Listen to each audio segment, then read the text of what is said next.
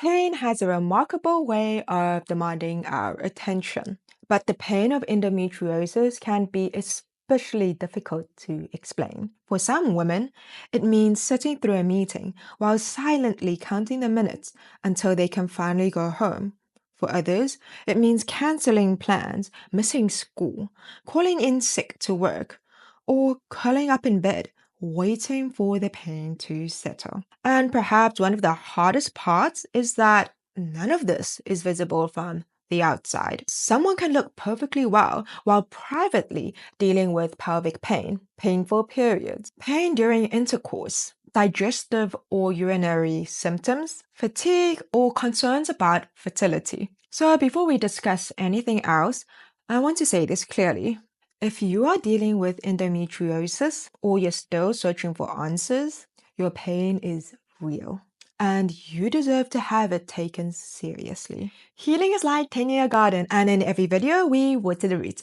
Hi everyone, I'm Dr. Amy and welcome back to our channel. Today we're talking about one of the most requested topics on our Women's Health series, and it's endometriosis. But I don't want this to be another video in which I list out the symptoms and then tell you which foods to avoid. Instead, I want to help you understand something much more important. Why can two women be diagnosed with endometriosis and yet experience it so differently? Why does one struggle with pain while another's biggest concern is infertility?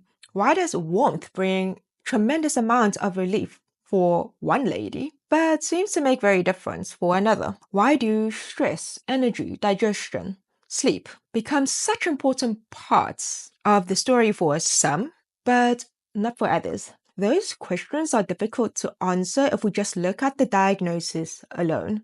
And that is exactly where TCM begins asking different questions. But before we even go there, let's first understand what modern medicine already knows of endometriosis.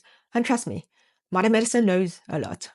So endometriosis is a chronic condition in which the tissue linings inside the uterus grows outside of it, specifically within the pelvis area. These lesions may contribute to inflammation, adhesions, changes within the surrounding tissues, and significant pain. Yet one of the most frustrating parts of endometriosis is that the amount of pain someone experiences doesn't always match what we see. Some women have extensive disease with surprisingly little pain. Others experience debilitating symptoms despite relatively little findings or even normal imaging. Ultrasound and MRI have become incredibly valuable, especially when performed by experienced clinicians. But even excellent imaging may not identify every form of endometriosis. So if your symptoms strongly suggest endometriosis, a normal scan should never automatically end the conversation. Diagnosis may involve a detailed history, physical examination, ultrasound, MRI, and in some cases, surgery. Unfortunately, many women still spend many years searching for answers until they finally receive a diagnosis. Modern medicine offers incredibly valuable treatments depending on the individual. These may include pain relief, surgery, hormonal therapy, pelvic floor physiotherapy, fertility support, and pain relief. So obviously, depending on the treatment and the individual, these approaches may relieve pain, suppress disease activity, remove lesions when appropriate, support fertility goals, and improve the quality of life. And I think these treatments are incredibly important. Traditional Chinese medicine is not here to replace them. Instead, TCM asks another question. A question that eventually women begin asking themselves. I've been given a diagnosis, but how do I begin to live well with this condition? How do I understand when my symptoms flare?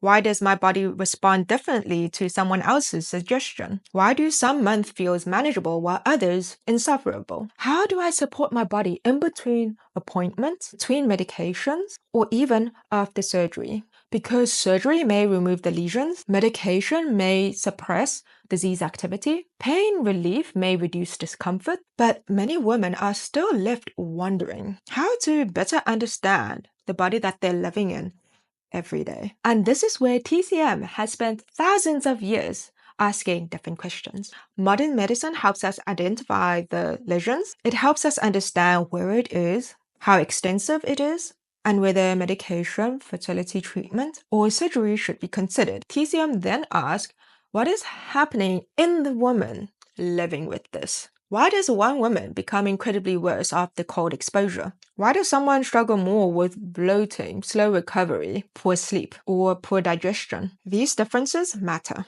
because the diagnosis tells us what the women share. Pattern differentiation helps us understand why they differ. And perhaps one of the most easiest way to understand this distinction is to imagine your pelvis like it's a garden. So imagine walking through it. Among the flowers, you notice weeds growing through the soil. The first priority is obvious. You need to identify the weeds. What are they? Where are they growing? How extensive are they? And modern medicine is exceptionally good at doing these tasks. But now, let me ask you something. Imagine removing every visible weed from that garden while leaving everything else exactly the same. The soil hasn't changed, the drainage hasn't improved, the environment is still cold or waterlogged or depleted of nutrients. Would removing the weed tell us everything we need to know about the health of the garden? Probably not. The weed may have been addressed, but the surrounding garden may still need care. Now, I'm not saying that endometriosis behaves exactly like weeds, nor am I suggesting that surgery is not valuable. For many women, surgery can be life-changing. But TCM asks a remarkably similar question. If we only focus on removing the weed without also understanding the environment surrounding it, are we missing part of the picture? That environment is what traditional Chinese medicine calls the pattern. Because simply identifying the weed doesn't tell us everything about the garden. And caring for the garden doesn't mean to ignore the weed. These ideas aren't competing with one another. In many cases, the wisest approach is to do both. Treat the lesions appropriately, while also caring for the environment in which it exists. And that is the central idea I wish for you to carry throughout this video. The diagnosis identifies the weed. Pattern differentiation helps us understand the garden. And once we understand the garden, acupuncture, herbal medicine, nutrition, movement, rest, and lifestyle become tools that can be tailored to the individual landscape. Not because every woman has a different disease, but because every woman lives with that disease differently. And that begins with one of the oldest principles in TCM, 不通则痛,不容则痛. Where there is obstruction, there is pain. Where there's malnourishment means the same. And those 8 characters opens the door to almost understanding everything we're about to explore. If pain can arise from something being obstructed or because the body is not adequately nourished, then the next question naturally becomes, why? Why has movement become restricted? Why has nourishment become insufficient? And why can 2 women living with the same diagnosis experience such different symptoms? This is where pattern differentiation is extremely important in TCM. We don't stop at asking, what disease does this person have? We also ask, how's your movement? How's your sleep? How's your digestion? How are you managing your stress? And for women, this is so important. How is your menstrual cycle? Every answer adds another piece to the landscape. And if you've been watching my earlier videos on the Wuzang series, this is when the pieces slowly start coming together. 3 organ systems that appear again and again in TCM gynecology, and it's the liver, the spleen, and the kidneys. Not because the heart and the lungs suddenly become unimportant, they remain essential parts of the living ecosystem. But these 3 often explains why one woman's experience may be completely different to another woman's. You may remember the images that we used throughout the Wuzang series. The liver is our river, the spleen is our nourishing soil, and our kidneys, the deep blue ocean. For today's discussion, I want you to remember these 3 words: movement, nourishment, and reserves. The liver helps keep the river flowing. The spleen continually nourishes the soil. The kidneys provides the deep reserves that allows the garden to remain resilient. When one of these relationships is disturbed, the wider landscape changes. Movement may become constrained, nourishment may become insufficient, or stuck, the body's reserves may eventually become depleted. And very often, several of these patterns overlap. This is why two women living with endometriosis may need completely different support. The diagnosis hasn't changed, but the garden has. And that is why there is never one universal diet or one herbal formula for every woman. But although every landscape is unique, certain patterns appear over again and again. So now that we understand that every landscape is different, let's walk through the most common ones that we have. Let's start off with the ones that we see most commonly. The frozen garden. 寒凝雪鱼症. Imagine stepping into a garden in the middle of winter. The ground has become firm, the river moves more slowly, everything feels cold, still, and possibly contracted. This is one way TCM understands this pattern involving cold and blood stasis. So patients with this pattern often tell me that warmth is the best friend. They carry heating pads everywhere. The pain feels deep and sharp. They often experience cramps, and it only subsides with warmth. Their hands and feet are frequently icy cold. Their menstrual blood may appear darker with more noticeable clots. Some women even tell me they dread the cold weather because they know that their symptoms will become worse. This does not mean that cold weather causes endometriosis. Rather, it suggests that this particular garden has become one in which warmth and movements are incredibly supportive. If you have watched my yang deficiency constitution video, some of these signs may already sound familiar. Now let's walk to another garden. At first glance, everything looks healthy. The river is still flowing, but if you watch carefully, the current isn't moving as freely as it once did. Branches have begun collecting. Pressure is slowly building. This is what I call the constrained river. 气滞血瘀症. This is one way that traditional Chinese medicine understands qi stagnation that is often accompanied by blood stasis.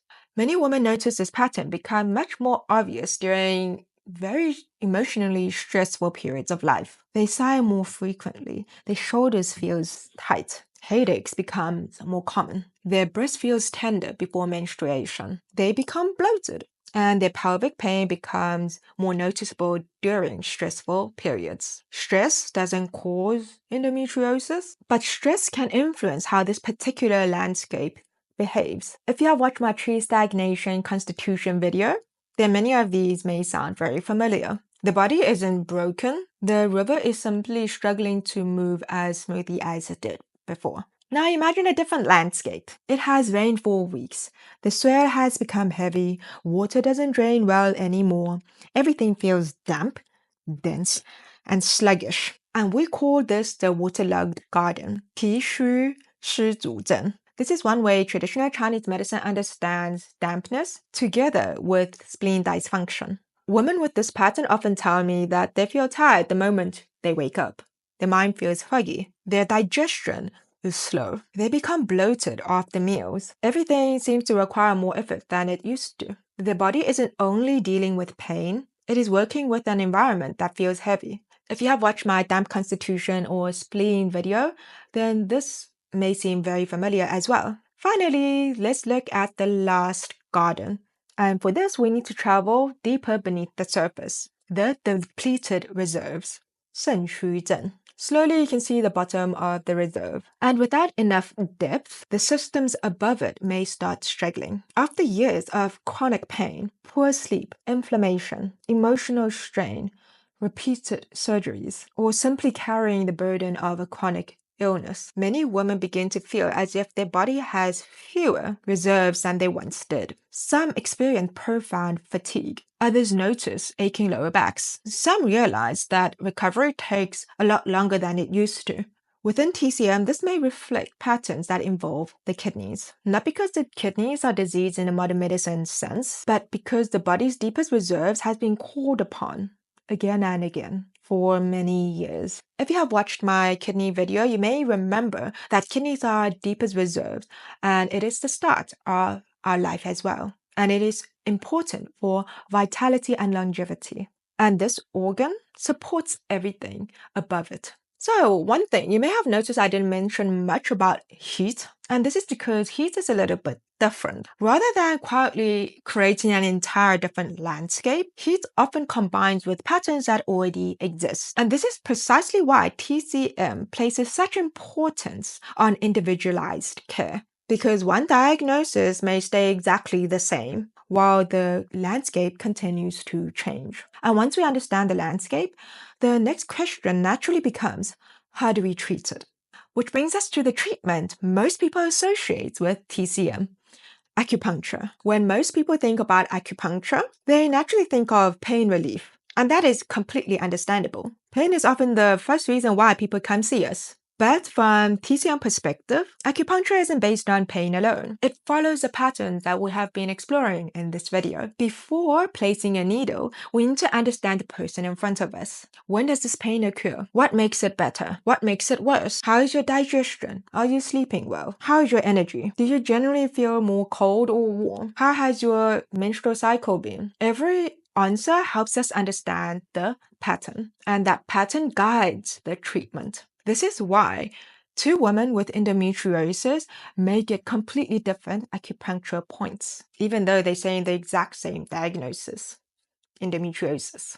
One woman may need more support for chi stagnation. Another may need more support for nourishment. Another may need both. The treatment always follows the person, not simply the disease. In China, acupuncture isn't thought of an alternative treatment for endometriosis.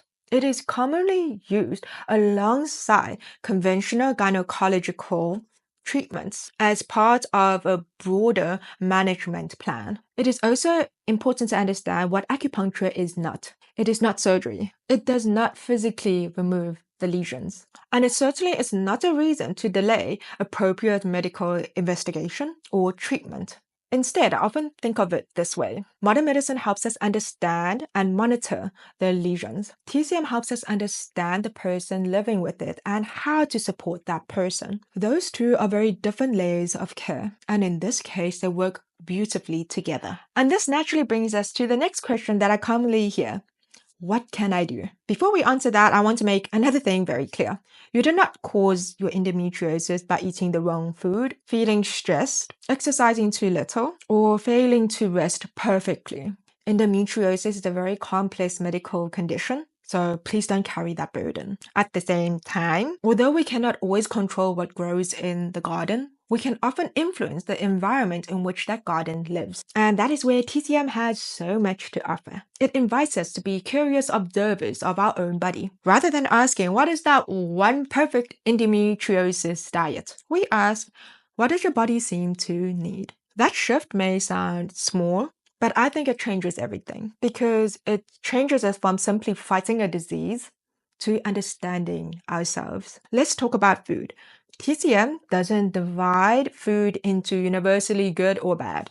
Instead, we ask how this particular food interacts with this person. Someone who constantly feels cold, bloated, or digestion is very weak and slow may feel more uncomfortable after ice-cold drinks or ice cream. They may do better with more warming food that can help with pushing qi, whereas someone with heat symptoms may need a different approach. But in general, I would still build most meals around nourishing and less overly processed food. And if you consistently realize that after eating anything cold, you feel more uncomfortable, I think that is a very good pointer to know that you should stop and minimize it.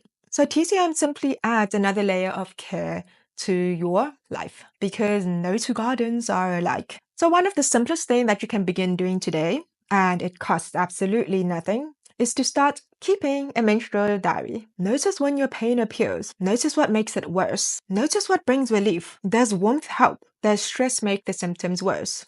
What have you been doing recently that you think might have aggravated the symptoms? How has your sleep been lately? What foods have you been eating? And have you been having your meals on time? None of these observations are about diagnosing yourself. They are about being more familiar with your own landscape. Over time, these patterns become surprisingly more clear. And when you eventually sit down with your gynecologist or your TCM practitioner, those observations becomes incredibly valuable. Movement is another way to care for your garden. And notice I didn't say intense exercise. Walking, stretching, yoga, tai chi, Pilates, or just simply getting up from your desk every now and so often to go for a walk. These can all create movement without asking for an already exhausted body to do more than it can tolerate. The goal isn't to simply push through pain, it's to help the river to keep its flow in a way that it feels sustainable. Now let's talk about rest, and this is incredibly important for the two organ system, spleen and the kidneys. A garden cannot continue giving without receiving. Many women carrying endometriosis have had this pain for many years. Years of disrupted sleep, years of uncertainty, years of overthinking, years of fear, years of asking if anyone can ever truly understand them. That takes energy, and I'm talking real energy. So if you need rest, don't be so hard on yourself. Just take it. Rest is not laziness. Recovery is not weakness. Sometimes rest is the most productive thing that we can do for our body that has been working incredibly hard. Finally, let's talk about warmth. Many women find it incredibly comforting during their periods. A heating pad, a warm cup of coffee or tea. And for many women, this can make a remarkable difference. But once again, TCM asks the question, why does this warmth help? Is it relaxing tight muscles? Is it easing the feelings of coldness in your body? Is it encouraging movement, circulation? Or does your body actually feel worse with heat? The answer will be different for everyone. And that's exactly the point. We are no longer following internet advice blindly. We are understanding the language in which our body is speaking. Perhaps that's one of the greatest lessons TCM offers. Instead of asking, what should every woman with endometriosis do? We begin asking, what does this particular woman need? Does her body need more movement, more nourishment, greater warmth, better recovery? Or perhaps a combination of all of them? The diagnosis may be shared, but the landscape never is. And because the landscape is different, treatment may also look different. Different acupuncture points, different herbal prescriptions, different lifestyle recommendations. Not because anyone is guessing, but because every garden deserves to be cared for according to the condition it actually has. Chinese medicine should always be prescribed by a qualified practitioner, particularly if you're taking hormonal medication, trying to conceive, preparing for surgery, or undergoing fertility treatment. Just as importantly, endometriosis deserves proper medical assessment. Modern medicine and traditional Chinese medicine doesn't have to compete. In my experience, they often are the strongest when used together. If there's an idea that I want you to remember from the video, it's this. Endometriosis may be the weed, but you are much more than the weed. You are the entire garden. And healthy soil doesn't pretend that the weed doesn't exist. It simply creates the best possible environment for everything else to flourish and to stomp out the weed while doing that. So this is why I don't believe that you should pick between modern medicine and traditional Chinese medicine. One helps identify the weed, where it is, and how many of them there are. The other helps us understand the garden. And together, they allow us to care for both. If this video has left you wondering, what kind of garden am I?